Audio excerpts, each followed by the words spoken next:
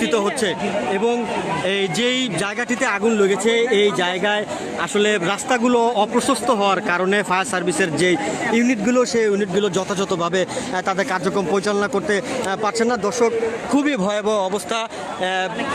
আপনাদের দেখানোর চেষ্টা করি যে কতটুকু বিস্তৃত এই আগুন।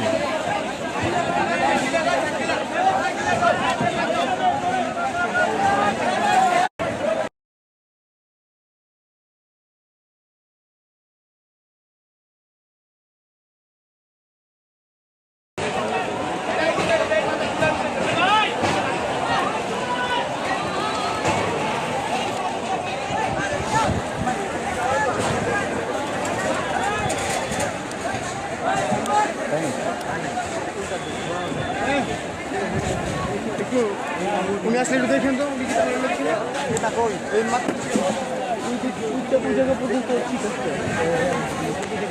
দর্শক, বাংলা জীবন লাইভে আপনাদের স্বাগতম।